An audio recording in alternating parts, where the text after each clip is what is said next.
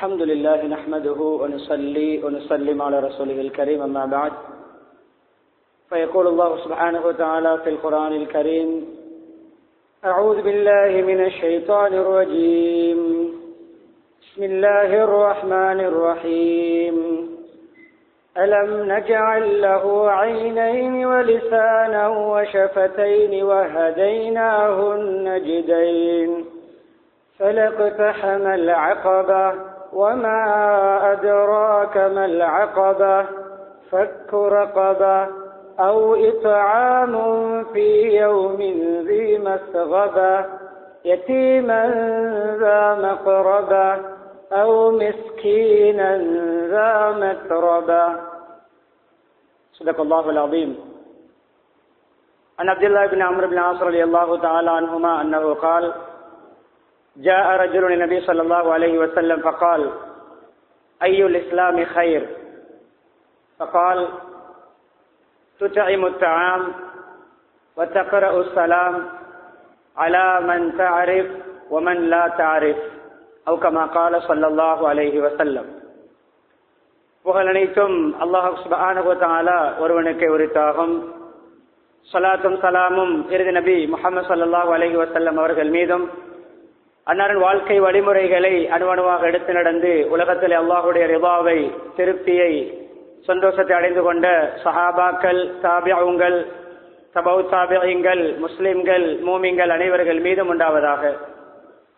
புனித ஜும்மாவுடைய கடமை நிறைவேற்றுவதற்காக அல்லாஹ்வின் வீட்டில் ஒன்று கூடியிருக்கும் அல்லாஹ்வின் நல்லடியார்களே, அருமை இஸ்லாமிய சகோதரர்களே, அல்லாஹ் சுப்ஹானஹு வ தஆலா எவைகள் எனது வாழ்க்கையில் எடுத்து நடக்குமாறு ஏவிருக்கிறானோ அப்படியான அல்லாஹுடைய கட்டளைகளை மதித்து ஏற்று நடக்குமாறும், எவைகளை செய்ய வேண்டாம் என்று தடுத்திருக்கிறானோ, ஹராமாக்கி இருக்கிறானோ அப்படியான அல்லாஹுடைய தடைகளை, ஹராம்களை, அல்லாஹ் வெறுக்கின்ற விடயங்களை முற்றுமுழுதாக தவிர்ந்து தக்வாவுடன் வாழுமாறு அடியேனையும் உங்களையும் நான் தக்வாவின் மூலம் வசை செய்து கொள்கிறேன். இத்தகுல்லாஹ ஹைசுமா குன்தும். ஹிஜ்ரி 1444 ஆண்டின் துல்காய்தா மாதத்தின் 2வது ஜும்மாவுடைய கடமை நிறைவேற்றுவதற்காக நாம் ஒன்று கூடி இருக்கிறோம்.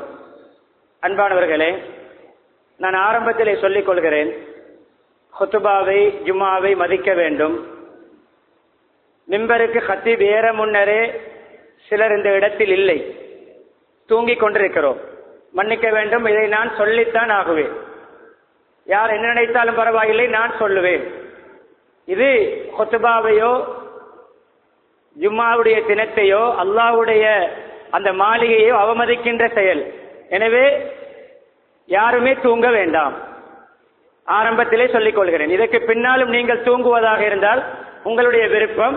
நான் ஆரம்பத்திலே சொல்லிக் கொள்கிறேன், மன்னிக்க வேண்டும். நீங்கள் ஒருவர் தூங்குவதை நான் கண்டாலும் நான் பேச இருக்கின்ற விடயங்கள் என்னுடைய வாயால் வெளிவராது.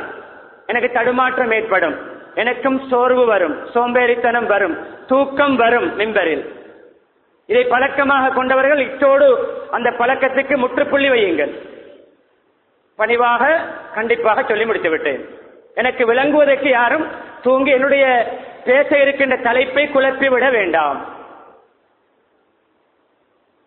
அன்பானவர்களே, நான் பேச இருக்கின்ற தலைப்பு காலத்துக்கு ஏற்ற மிக முக்கியமான, அவசியமான, நம்மிடம் குறைந்து வருகின்ற ஒரு தன்மை. முன்னைய காலத்திலே நாளாந்தம், வாராந்தம், மாதாந்தம், வருடாந்தம் என்று அதிகமாக நடந்து வந்த ஒரு அமல் இன்று குறைந்து அழிந்து இல்லாமலாகி நானும் என்னுடைய குடும்பமும் நானும் என்னுடைய பாடும் என்று எல்லோரும் வாழ்கின்ற ஒரு காலம். ஆனால் அந்த தலைப்பை உள்ளத்தை திறந்து செவிமடுப்போம். இன்றிலிருந்து இதை நாம் அமுல்படுத்துவோம். புதிய ஒரு தலைப்பு, பேசப்படாத ஒரு தலைப்பு என்று சொல்லவில்லை, பேசினாலும் கணக்கெடுக்காத தலைப்பு. எதிர்வருகின்ற துல்ஹிஜ்ஜா மாதத்துடைய உதஹியாவுடைய அந்த தலைப்போடு இணைகின்ற ஒன்றுதான். ஆனால் வருடத்துக்கு ஒரு தடவை அல்ல அந்த அமல், அது நாளாந்தம் செய்ய வேண்டிய அமல். அதுதான் கண்ணியமானவர்களே, இத்தாமுத்தாம், பிறரின் பசியை போக்குதல், உணவளித்தல், விருந்தோம்பல். சமைக்கின்ற கறியை வீட்டில் 5 பேரா ஒரு 8-10 பேருடைய கறியை சமைத்து இன்னும் 2 பேருக்கு பசியாற்றுதல், பக்கத்து வீட்டையும் கவனித்துக் கொள்ளுதல், உறவினர்களையும் அரவணைத்தல்.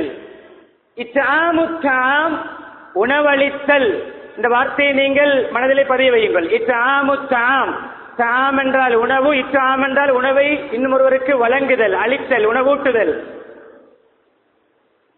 இது எந்த அளவு முக்கியமானது, எந்த அளவு நபி அவர்கள் இதற்கு கண்ணியமானவர்களே இந்த விடயத்திலே கரிசனை காட்டினார்கள். குர்ஆனில் இத்ஆமுத்தாம் என்ற இந்த அமலுடைய வெகுமதிகளும் அதை செய்யாமல் வசதி இருந்தும் அந்த பண்பை அந்த செயலை செய்யாதவர்களுடைய இறுதி முடிவை நான் சொல்லுகின்ற விடயங்களை நீங்கள் புரிந்தால் ஒரு ரொட்டி துண்டல்ல ஒரு தொஃபியை கூட ஹாஃப் இன்னும் ஒருவருக்கு கொடுத்து விட்டு தான் சாப்பிடுவீர்கள். தலைப்பை சரியாக உணர்ந்தால் ஒரு தொஃபியை கூட 2ஆக உடைத்து இன்னும் ஒருவருக்கு கொடுத்து விட்டு தான் சாப்பிடுவீர்கள். கவனமாக கேட்போம். ஆரம்பத்திலே சூரா பலதுடைய சில வசனங்களை ஓதினேன். மனிதனுடைய படைப்பை, மனிதனுடைய உருவங்களை அல்லாஹ் சொல்லி வருகின்ற விடயம். இந்த மனிதனுக்கு 2 கண்களை, அவனுக்கு ஒரு நாவு, 2 உதடுகளை நாங்கள் அமைத்துக் கொடுத்து 2 வழிகளை நாம் காட்டிக் கொடுக்கவில்லை. நல்ல வழி, கெட்ட வழி, நேரான வழி, வளைந்த வழி, சொர்க்கத்தின் வழி, நரகத்தின் வழி காட்டவில்லையா? காட்டியிருக்கிறோம். அதுக்கு பின்னால் சொல்லுகின்ற ஃபலத்தஹமல் அகபா, சில ஸ்டெப்களை, சில இடங்களை, சில கட்டங்களை, சில மேடுகளை அவன் தாண்ட வேண்டும். அவனும் தாண்டவில்லை. தாண்டுவதற்கான முயற்சியை உலகத்தில் செய்யவில்லை. அதற்குரிய விளக்கம் என்ன தெரியுமா? சில கட்டங்களை தாண்டி அவன் நரகத்திலிருந்து விடுதலை பெற வேண்டும், சுவர்க்கத்தின் பக்கம் செல்ல வேண்டும். அதற்கான முயற்சியில் அவன் ஈடுபடவில்லை என்று அல்லாஹ் சொல்லிவிட்டு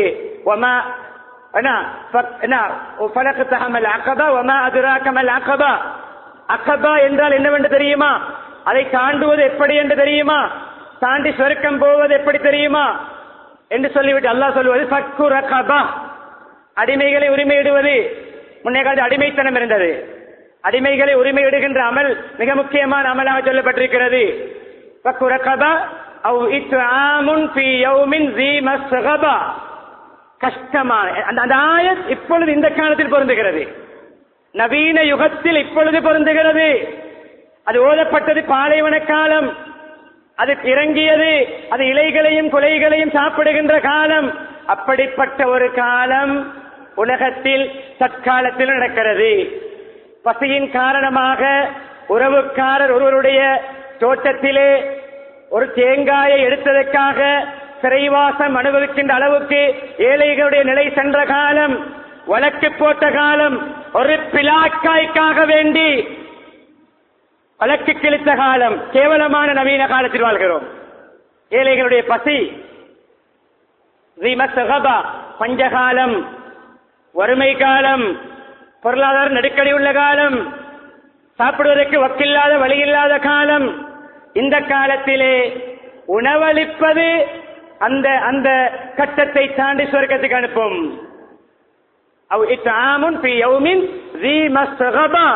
யாருக்கு? யதீமன் ஸா மக்ரபா, உறவுக்கார அனாதைகளுக்கு.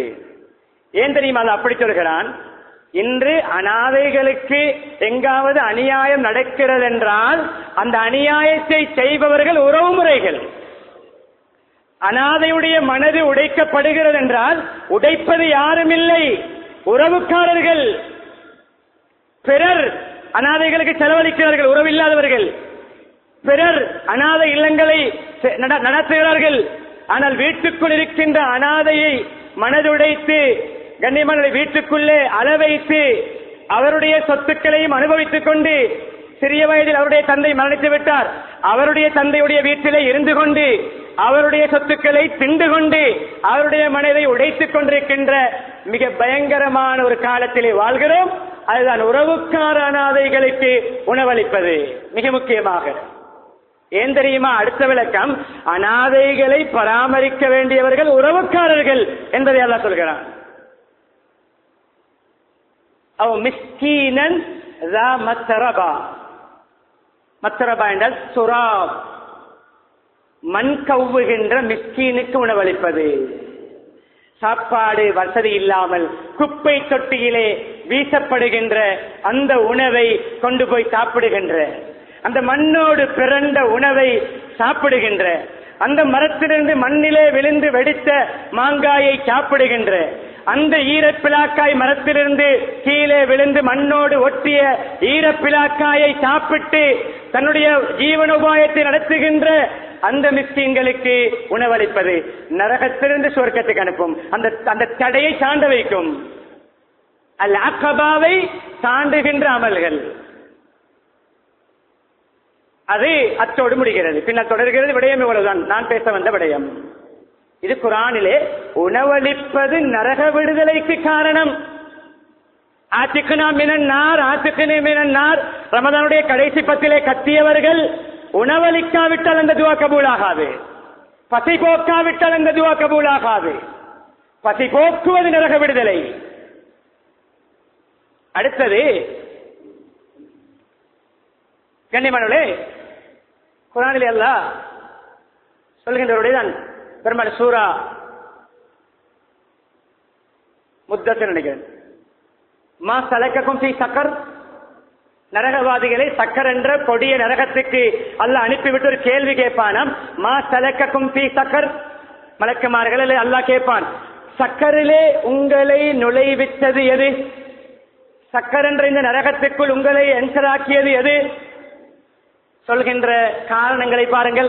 நாங்கள் நரகம் நுழைவதற்கு என்ன காரணம் என்று நரகவாதிகள் கொடுக்கின்ற கட்டவுத்தர, நரகவாதிகள் கொடுக்கின்ற கட்டவுத்தர என்குவாரியிலே, இன்டர்வியூவிலே அந்த நரகவாதிகள் கொடுக்கின்ற பதில், காலு லம் நகு மினல் முஸல்லீன், நாங்கள் தொழவில்லை, நாங்கள் தொழுகையில் பேணுதல் காட்டவில்லை. அடுத்தது என்ன? அடுத்தது என்ன? வலம் நகு நுத்இமுல் மிஸ்கீன், மிஸ்கீன்களுக்கு உணவளிக்கவில்லை, அதனால் நரகத்துக்கு வந்திருக்கிறோம். எங்க இருக்கிறது? சொர்க்கமா நரகமா? உணவளிப்போம், உணவளிப்போம் சொர்க்கம். உணவளிக்காமல் கஞ்சத்தனம் காட்டுவோம், நரகம். நரகத்துக்கு போக தயார் என்றால் கஞ்சத்தனத்திலே நீச்சல் அடிப்போம், பதுக்கி பதுக்கி வைப்போம். பிரிட்ஜில் இருந்து அழுகி வீசுவோம், யாருக்கும் கொடுக்காமல் அந்த சாப்பாட்டை பதுக்கி வைப்போம்.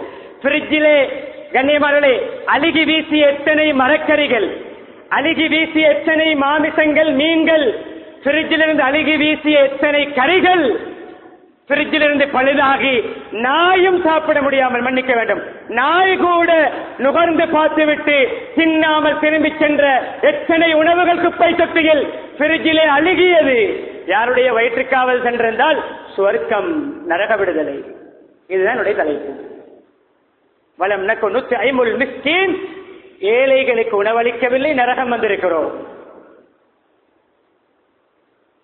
அடுத்த ஆயத், خذوه فغلوه சூரா மாரிஜ், ثم الجحيم صلوه ثم في سلسلة ذرعها 70 ذراعا فاسلكوه.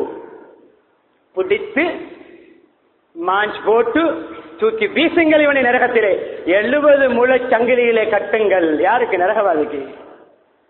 அதற்கு அல்லாஹ்வே சொல்கின்ற காரணம், அதை மலக்குமார் மூலம் அல்லாஹ் செய்கின்ற பிரகடனம் ஏன் தெரியுமா? 70 முழ சங்கிலியிலே கட்டி முகங்குப்புற தூக்கி இவனை நரகத்தில் வீசினோம். இன்னஹு கான லா யுமினு பில்லாஹில் அஸீம், இன்னஹு கான லா யுமினு பில்லாஹில் அஸீம். மகத்துவமிக்க அல்லாஹ்வை ஈமான் கொள்ளவில்லை, ஈமான் இல்லை, நரகம். வலா யுத்இமு அல்ல, வலா யுத்தீம் அங்கே சொல்லிவிட்டு நரகவாதியுடைய கட்டவுத்தரீங்க. அல்லாஹ் சொல்ல வலா யஹுது அலா தஆமில் மிஸ்கீன், தான் உணவளிப்பதும் இல்லை, வசதி இல்லை என்று அப்படியே இருக்காமல் பிறரையாவது, வசதி உள்ளவர்களோடு பேசியாவது, வசதி உள்ளவர்களிடம் சிபாரிசு செய்தாவது, முடியுமானவர்களிடம் சொல்லியாவது, அதனுடைய சிறப்புகளை சொல்லி புத்திமதி சொல்லியாவது பிறரை உணவளிக்க தூண்டவில்லை. பிறருக்கு, ஏழைகளுடைய, அனாதைகளுடைய, விதவைகளுடைய, பொருளாதார நெருக்கடியில் இருக்கின்ற மக்களுடைய பசியை போக்குங்கள் என்று பிறரை ஆசை ஆர்வம் ஊட்டவில்லை, தூண்டவில்லை. அதனால் 70 முழ சங்கிலியிலே கட்டி நரகத்திலே வீசுங்கள். அங்கும் உணவளிக்கவில்லை, உணவளிக்க தூண்டவில்லை, நரகம்.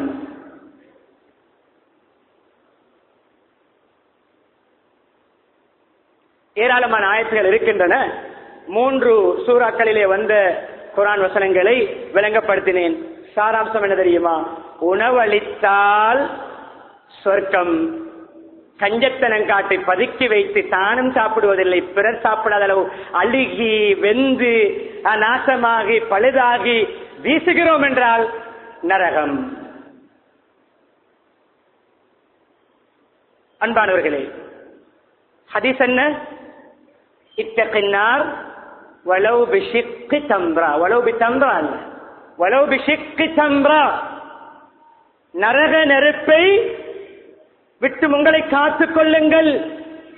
நரக நெருப்புக்குள் நீங்கள் நுழையாமல் உங்களை இந்த அமலை கொண்டு உங்களை ப்ரொடெக்ட் பண்ணிக் கொள்ளுங்கள். உங்களுக்குரிய ப்ரொடெக்ஷன், உங்களுக்குரிய மதில் சுவரு, பாதுகாப்பு அரண் என்ன தெரியுமா?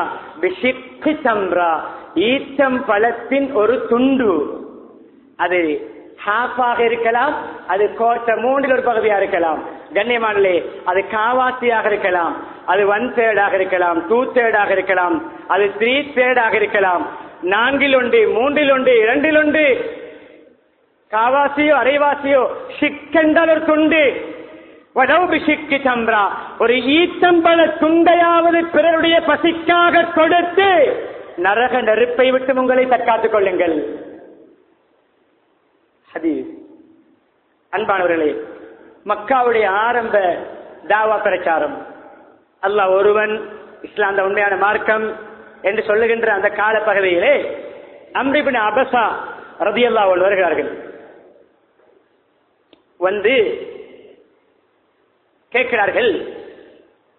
சில ஹதீஸிலே பல பேர் பல கட்டங்களை கேட்டார்கள். நான் அனுபவி சொன்ன ஹதீஸ் அப்துல்லா இப்னு அம்ர் அறிவிக்கிறார்கள், ஒரு மனிதர் வந்தார், கேட்டார், நபி அவர்கள் சொன்ன பதில் அதையும் விளங்கப்படுத்துவேன். இங்கும் அதேதான், இங்கும் அதேதான்.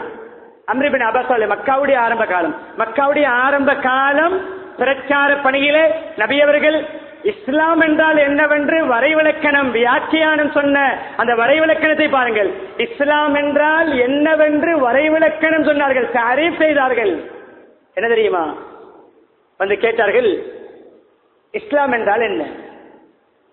மற்றவர் கேட்ட கேள்வி கொஞ்சம் வித்தியாசம். இஸ்லாம் என்றால் என்ன? சொன்ன பதில் என்ன தெரியுமா? துத்இமுத் தஆம் வதக்ரவுஸ் ஸலாம், துத்இமுத் தஆம் வதஃஷுஸ் ஸலாம். பல வார்த்தைகள். முதலாவது சொன்னது என்ன தெரியுமா? நீங்கள் பிறரின் பசியை போக்குவது. மக்காவுடைய ஆரம்ப பிரச்சார பணியிலே இஸ்லாம் என்றால் என்னவென்ற கேள்விக்கு பதிலாக வந்தது. என்றால் என்ன? இதற்கு ஒரு கேள்வி இதுவென்றால் என்ன என்ற அடிப்படையை பற்றி கேட்கின்ற பொழுது சொல்லப்படுவதுதான் வரைவிலக்கணம்.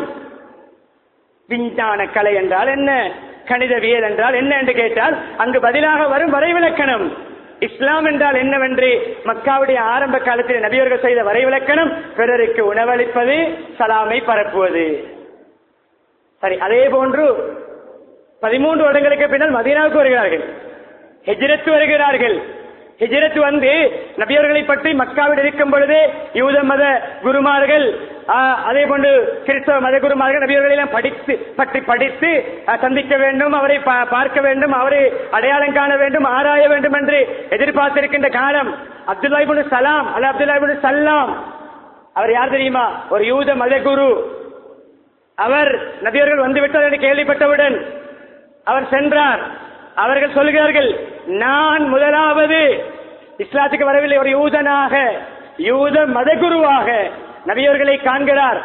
நான் முதலாவதாக சென்று முஹம்மத் உடைய ஸல்லல்லாஹு அலைஹி வஸல்லம் அவர்களுடைய முகத்தை முதலாவது கண்டவுடன் என்னுடைய உள்ளத்திலே ஒரு விடயம் தோன்றியது. அவருடைய முகம் இந்த முஷ்ரிக்கீங்கள் சொல்வது போன்று, காபிர்கள் சொல்வது போன்று, நயவஞ்சகர்கள் சொல்வது போன்று அவருடைய முகம் வஜ்ஹ கஸாப் லைஸ வஜ்ஹுஹு பிவஜ்ஹி கஸாப் அல்ல வஜ்ஹ கஸாப். அவருடைய முகம் பொய்யருடைய முகம் அல்ல. அவர் உண்மையாளர் என்பதை பார்த்தவுடன் உணர்ந்தேன். அகத்தின் அழகு முகத்தில் தெரியும் என்று பிற்காலத்தில் சொல்லப்பட்டிருக்கிறது. ஆனால் அரபு பழமொழிகள், குர்ஆன் ஹதீஸ்கள் அதுக்கு ஏராளம். ஈமான் உள்ளத்தில் எந்த அளவு இருக்குமோ, நேர்மை இருக்குமோ, தூய்மை இருக்குமோ, முகத்திலே அவர் கருப்பு நிற மனிதராக இருந்தாலும் ஒரு ஒளி இருக்கும்.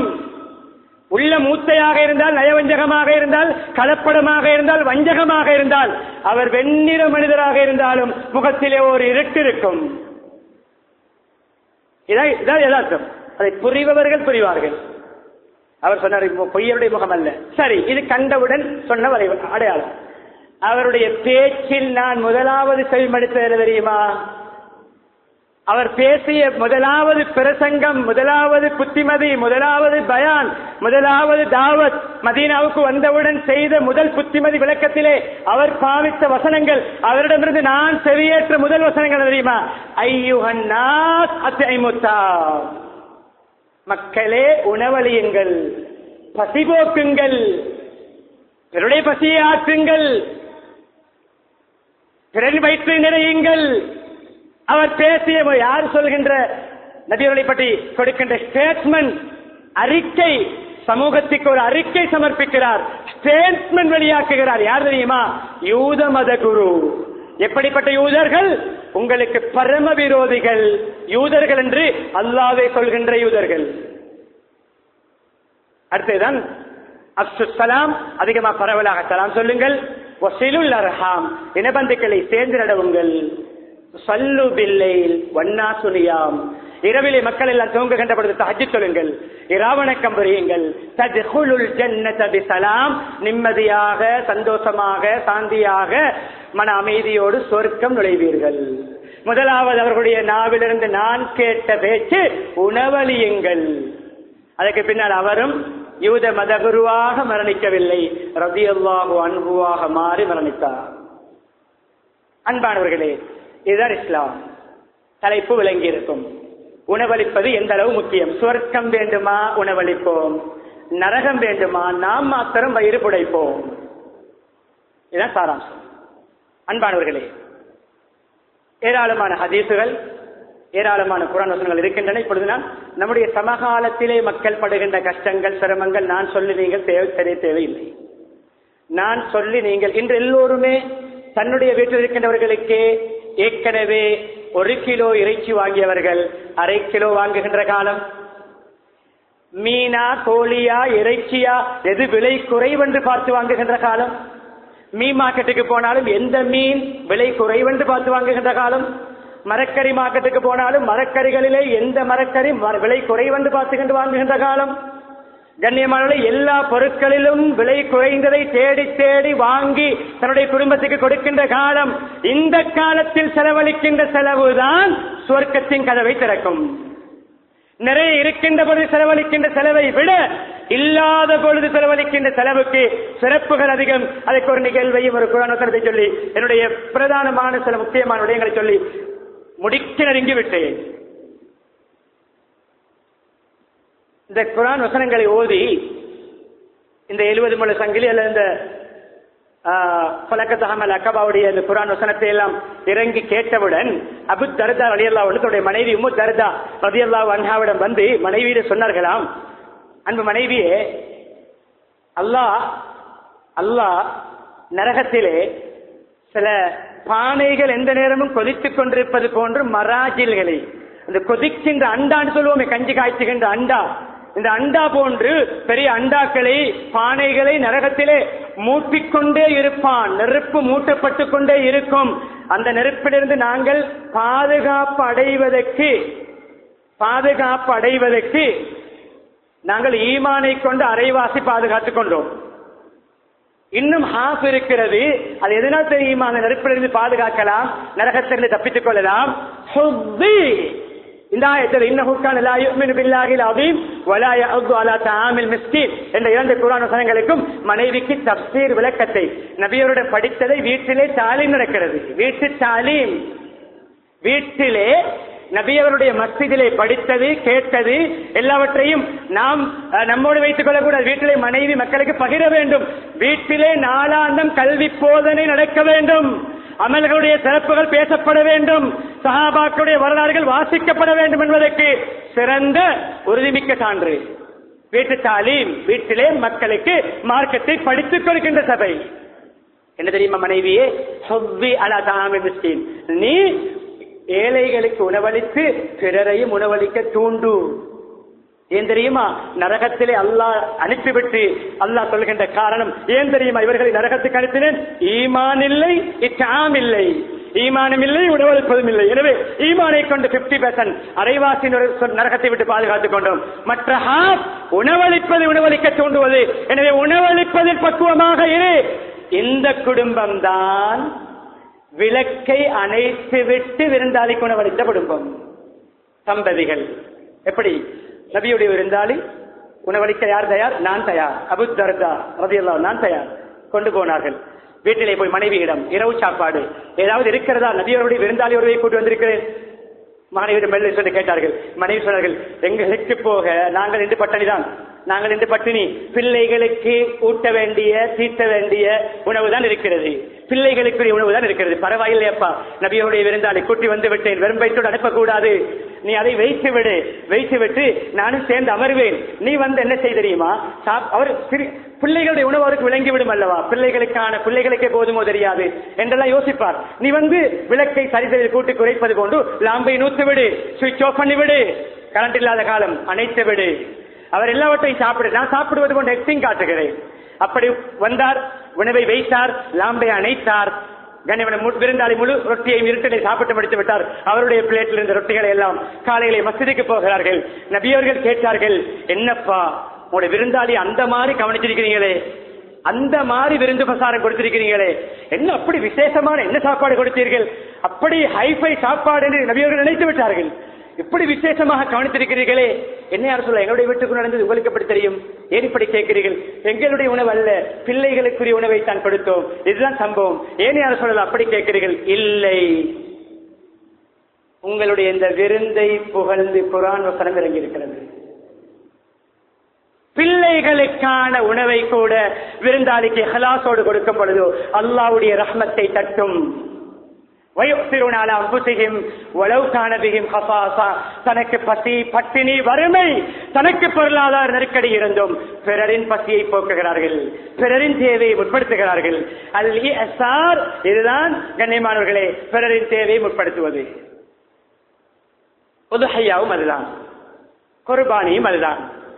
ஹஜ்ஜுடைய காலங்களிலே சில ஏழைகளுடைய கோல்கள் வந்திருக்கின்றன. சில காலங்கள் ஏதோ நெருக்கடி, அந்த சட்டம் இந்த சட்டம் நெருக்கடி என்று குர்பான் கொடுக்காமல் சிலர் தவிந்து கொண்டோம், வேறு வேறு வேலைகளுக்கு பாவித்தோம் அந்த பணத்தை. அந்த காலங்களிலே ஒரு சில வருடங்கள் அப்படி நடக்கும் பொழுது வந்த கோள்களில் ஒன்றுதான் ஹதரத், இது உண்மை, மிம்பரிலே சொல்கிறேன், கட்டுக்கதை, காற்றில் அடிபட்ட கதை அல்ல. ஹதரத் பேச்சு கொடுக்கின்ற பொழுது எப்படி குர்பான் பாஸ் எல்லாம் வந்ததா, எப்படி உங்களோட நிலைமைகள்? ஹதரத், துல்ஹஜ்ஜுடைய காலத்தில் தான் எங்களுடைய வீட்டில் இறைச்சி சாப்பிடுவது, இந்த துல்ஹஜ்ஜில் அதுவும் கிடைக்கவில்லை.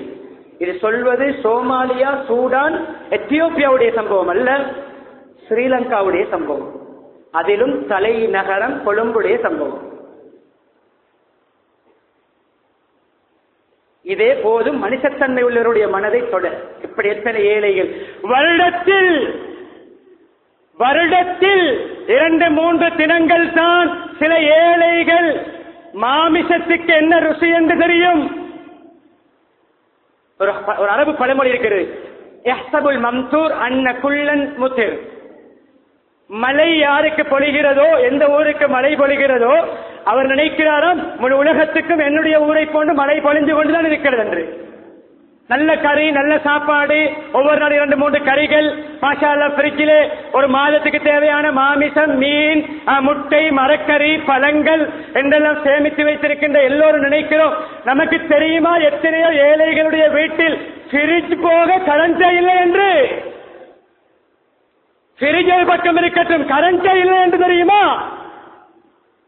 கரண்ட் பில்லை வெட்டி அங்குமிங்கும் கரண்ட் பில்லை கட்டுவதற்கு கடை கடையாக கற்பிணி தாய்மார்கள் பால்குடை குழந்தைகளை தூக்கிக் கொண்டு கரண்ட் வெட்டி விட்டார்கள் என்று அலைவது தெரியுமா? என்ன மனித தன்மை இது? உங்களுக்கு இப்படி மக்கள் வாழும்பொழுது என்ன ஆடம்பரம், இப்படி மக்கள் வாழும்பொழுது என்ன தலக்கணம், இப்படி மக்கள் வாழும் பொழுது உங்களுடைய பசியையும், உங்களுடைய வாகனத்தையும், உங்களுடைய வீட்டையும், உங்களுடைய பிள்ளைகளுடைய கல்யாணங்களையும் கோடிக்கணக்கு செலவழித்து எடுக்க வேண்டுமா? வெட்டிங் கேக் 30 லட்சம் செலவழித்து செய்ய வேண்டுமா? எமது நாட்டில் களிமா சொன்ன ஒருவன் 30 லட்சம் செலவழித்து வெட்டிங் கேக் செய்திருக்கிறார். திமிரின் உச்சகட்டம். காரூன் போன்ற அல்லாஹ் புரட்டினால் கபரும் மிஞ்சாது. உதுஹியாவில் கவனம் செலுத்துங்கள். இன்றிருந்து அட்வான்ஸ் கொடுங்கள். இப்பொழுது ஜும்மாவுக்கு வந்தவர்கள் மஸ்ஜித் குர்பான் ஏற்பாடு செய்திருக்கிறார்கள். நான் இறங்குகின்ற நேரம் ஆகிவிட்டது. பரீட்சை காலம், இறங்கத்தான் போகிறேன். நேரத்துக்கு முடியும். அன்பானவர்களே, வந்தவர்கள் இந்த மனிதத்தன்மை உள்ளவன் நான் என்று நீங்கள் உங்களுக்கு சொல்லிக் கொள்வதாக இருந்தால் உடனே ரசித்தை கிளியுங்கள். தனிமாடா 50%, 25%, 7 ஒரு பங்கா, எல்லா சந்தர்ப்பமும் இருக்கிறது. விளங்கிக் கொள்ளுங்கள். 1000, 500 கொண்டு வந்திருந்தால் அட்வான்ஸ் கொடுத்து ரசித்தை கிழித்து விட்டு போங்கள். அப்பொழுது விடயம் நடக்கும். ஒரு மாதத்துக்கு முன்னால் 28, 29 நாட்களுக்கு முன்னாலே சொல்லிவிட்டோம். அமானியத்தை நிறைவேற்றிவிட்டோம். குர்பான் பசி தீர்ப்பது சம்பிரதாயம் அல்ல. அவர் அப்படி பெரிய மாடு கொடுத்தார், அதை விட பெரிய மாடு நான் கொடுத்தேன். அவர் 2 லட்சம் மாடு வாங்கினார், நான் 5 லட்சம் மாடு வாங்கினேன். பெருமைக்கல்ல போட்டி. அவருடைய பார்சல் 100 குடும்பங்களுக்கு என்றால் என்னுடைய பார்சல் 1000 குடும்பங்களுக்கு போகும் என்று வைராக்கியம் வைப்போம். அல்லாஹ்வுக்காக சிறப்புகளை சொல்கிறேன். இரத்த துளி அறுத்து நிலத்தில் படுக்க போட்டு அறுக்கிறோம். இரத்த துளி கீழே விடுவதற்கு எத்தனை நிமிடம் போகும்? எத்தனை செகண்ட் போகும்? 1 செகண்ட். அதை விட குறைந்த அளவு நம்முடைய நேரத்தில் இல்லை. அரை செகண்ட் இருந்தால் அதையும் சொல்லலாம். அது கீழே விழ முன்னால், நிலத்திலே விழ முன்னால் அல்லாஹ்வை சென்றடைகிறது. சிறப்புகளில் 3 மாத்திரம் சொல்கிறேன். ஃபாத்திமா, நீங்களுடைய குர்பான் கொடுக்கிற இடத்துக்கு நீயும் அறுக்காவிட்டாலும் அறுக்கின்ற பொழுது அந்த இடத்து சமூகம் அளித்த மகளே, ஏன் தெரியுமா? அந்த இரத்த துளி கீழே விழ முன்னால் உன்னுடைய பாவம் மன்னிக்கப்படும். யார் நன்மை எதிர்பார்த்து உதுஹியா குர்பான் கொடுப்பாரோ அவருக்கு அந்த குர்பான், அந்த உதுஹியா நரகத்துக்கு திரை. ஹதீஸ் தபரானியுடைய ரிவாயத். உதுஹியா நரகத்துக்கு திரையாக வேண்டுமா, தடையாக வேண்டுமா? செய்வோம். அன்பானவர்களே, அந்த உதுஹியா கண்ணியமானவர்களே, இரத்தத்துளி கீழே விழ முன்னால் அல்லாஹ்விடம் இவருக்குரிய அந்தஸ்தை அது பெற்றுக் கொடுக்கிறது. அல்லாஹ்விடத்தில் ஒரு ஸ்டேட்டஸை, ஒரு டிகிரியை பெற்றுக் கொடுக்கிறது. முடிக்கிறேன். இத்ஆமுத்தாம் என்ற தலைப்பையே நான் தேர்ந்தெடுத்தது இதற்காகத்தான். எனவே வந்தவர்கள் 1000 ரூபாய், 5000 ரூபாய், 10,000 ரூபாய் அட்வான்ஸை கொடுத்து இந்த மஸ்ஜிதினூடாக நான் குர்பானியிலே பங்கெடுப்பேன். ஒரு பங்குக்கு எவ்வளவு, 7 ஒரு பங்குக்கு எவ்வளவு, எல்லா விவரங்கள் போடப்பட்டிருக்கின்றன. அதை போடுவார்கள். கேட்டு விளங்கிக் கொள்ளுங்கள். அட்வான்ஸ் கொடுத்து உதுஹியாவுடைய நியத்தை இன்று வைப்பீர்கள். சொர்க்கம் போகின்ற ஐடியா இருந்தால், நரகம் போனால் பரவாயில்லை என்றிருந்தால் நீங்கள் அதை எடுத்து இன்னும் ஏதாவது பேச்சஸ் பண்ணுங்கள். இன்னும் ஒரு பிரான்ச்சை தொடருங்கள். அதை கடையை கொஞ்சம் கட்டுங்கள். அதை வீட்டுக்கு சிலபை போடுங்கள். அத்தியாவசிய தேவை. உண்மையில வீட்டில் இடம் போதாது, கல்யாணம் வருகிறது, கட்டுங்கள். அதற்குத்தான் கோடான கோடி இருக்கிறது. இதிலே ஒரு 2 லட்சம், 50,000, 25,000, 15,000 அதற்குள் போய் நுழைக்க வேண்டுமா? எல்லாம் வல்ல அல்லாஹ் சுப்ஹானஹு வ தஆலா எப்பொழுதுமே நம்முடைய பசி, நம்முடைய குடும்பம், நம்முடைய வயிறு, நம்முடைய தாகம் என்று சுயநலத்தோடு வாழ்ந்து கபருக்கு போகாமல் சக்கராத் ஹாலிலும் பிறருடைய தாகத்தை தீர்க்க முனைந்து ஒரு மிடர் தண்ணீரும் குடிக்காமல் 3 பேர் போர்க்களத்திலே உயிர் நீத்தார்களே, அப்படிப்பட்ட தாராள தன்மையை அல்லாஹ் நம் அனைவருக்கு நசீபாக்குவானாக. நம்முடைய பாவங்களை மன்னித்தருள்வாயாக. நம்முடைய பெற்றோருடைய பாவங்களை மன்னித்தருள்வாயாக. மனைவி மக்களுடைய பாவங்களை மன்னித்தருள்வாயாக. சகோதரருடைய பாவங்களை மன்னித்தருள்வாயாக. பூரா முஸ்லீம்கள், மூமின்கள் அனைவருடைய பாவங்களை மன்னித்தருள்வாயாக. ஈமானை தருவாயாக. இஸ்லாமிய பண்புகளை தருவாயாக. தாராள தன்மையை தருவாயாக. செலவழிக்கின்ற பக்குவத்தை தருவாயாக. பிறரின் பசியை போக்கி சுவர்க்கம் நுழைகின்ற பாக்கியத்தை தருவாயாக. கஞ்சத்தனம் காட்டி நரகம் நுழையாமல் நம்மை பாதுகாப்பாயாக. ஈமாடன் வாழ்ந்து களிமா